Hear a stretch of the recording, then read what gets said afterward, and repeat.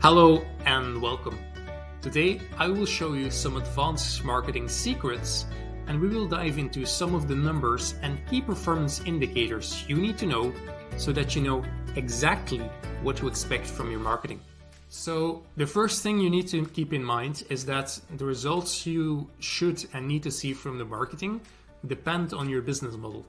If you are a product business, for example, and let's say in this case it's an e-commerce, the results you will see from the marketing are less typically than what you can see from a service-based business. Now, why is this though? This is because the cost on your sites and the complexity of delivering the product is also a lot lower. Because if you're an e-commerce, all you need to do is ship the product to the customer. Whereas if you're a service business, there's a lot of more complexity on delivering the product because, let's say you're a personal coach, for example, then you need to spend a lot of time with the customer in order to deliver that service. But if you're a product-based business, you just ship the product to the customer. That's why, since there is less complexity involved, the ROAS is going to be lower. But on the positive side of things, like you can scale it a lot easier exactly because the complexity is lower, which means that you can see great returns with this model at scale. It's just a different business model. So let me just go over some of the numbers. Let's say, for example, you're selling fashion and you're either manufacturing this or you are buying the sweater from somewhere else. And let's say this is costing you about $10. Now you are selling this sweater through leveraging your brand. You're selling it for $30, which would mean you are making $20 profit per sweater that you sell. Now, on the marketing side of things, let's say you figure out a way of marketing this, that you can get one customer for $12. This is the customer acquisition costs, which means that for every $12 you spend on marketing, you get one sale. And the sale is $20. The sale is $30, it's 20 profit, which means the ROAS you get is 2.5, because for every dollar you spent on the marketing, you're getting $2.5 in return. This is what ROAS means. And the good part about this is if your profit margins are high, like in this case, it is high because we're selling something for $30 that only costs us $10. This means that even though our ROAS is lower, our return on investment will still be high because our profit margins are high as well. So in this case, this is a metaphorical example, a random example, but this should make sense for this business model as well.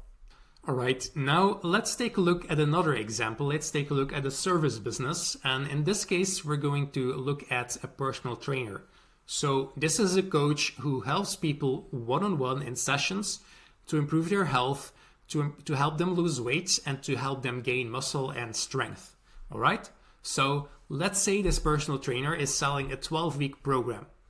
This program is priced at $500, and you're basically coaching the clients once every week, right? So that's 12 hours over 12 weeks. Now, you are selling this 12-week program at $500, and let's say on average, your customer stay with you for 2 terms. So they buy your product 2 times on average, all right? So this would mean your customer lifetime value is $1,000. Some customers might only stay with you for 1 term. Some might stay with you for 2 terms, 3 terms, or longer. On average, let's say it's $1,000 in this case, all right? So next, we need to take a look at your material costs. Now, what material costs do you have as a personal trainer? Well, what do you need to deliver your service? Not that much, right? In terms of materials, all right, you need a gym, but you need to keep in mind the cost on your gym.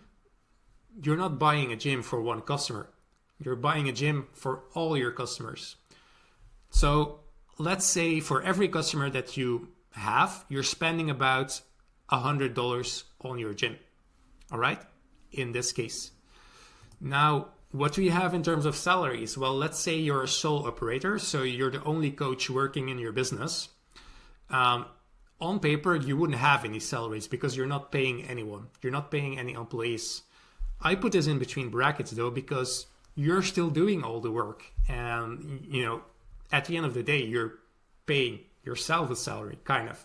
So this is why it's in between brackets. What would your COGS be?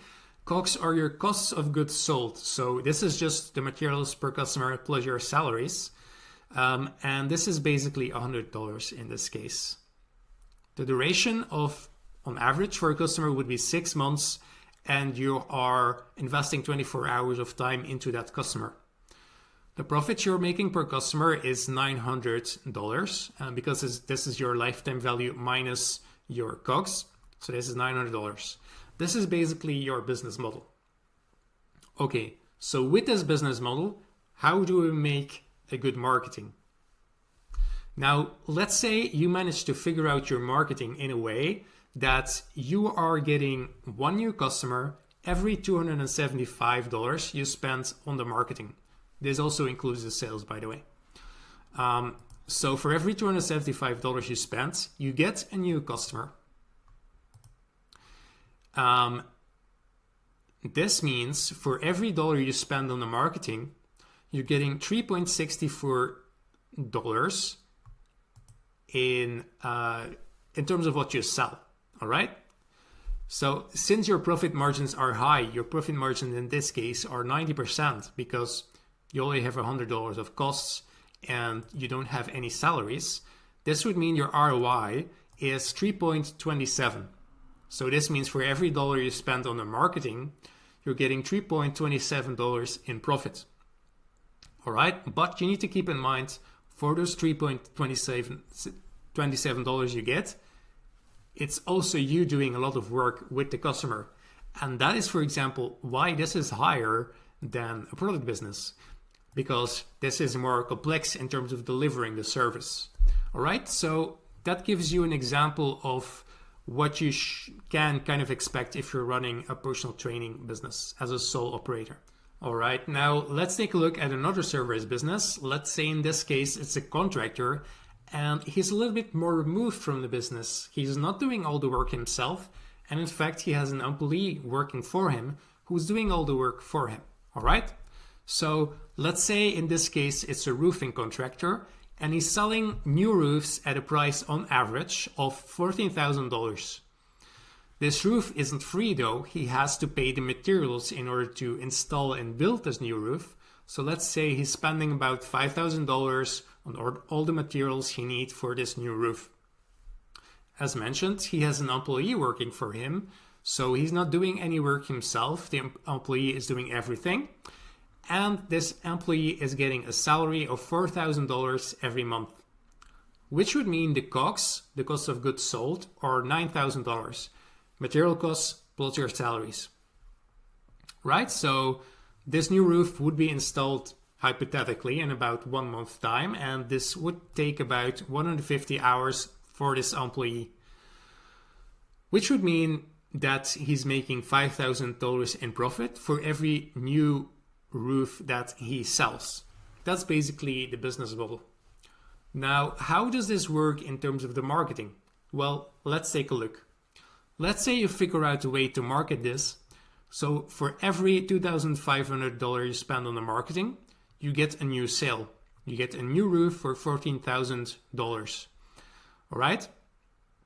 Which means for every dollar you spend on the marketing, you get $5.6 in terms of sales.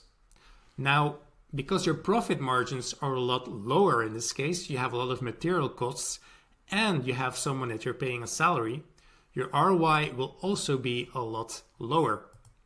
So in this case, for every dollar he spends on the marketing, he's getting $2 in terms of profit. All right? This is higher than the product business because there is a little bit more complexity involved, but it's lower than the sole operator because the employees are doing all the work for them and he needs to pay them. All right? So this is why this is in between the product business and the service-based business. And this gives you an overview of some of the common business models that you have and what you can expect to see in terms of numbers from the marketing. If you like this video or you learned something, please give this a like and subscribe. It really helps the channel grow. And please tell me in the comments, what are some of the numbers in your business that you're proud of? And let me know if you would like to expand on some things. And then I'll see you in the next video.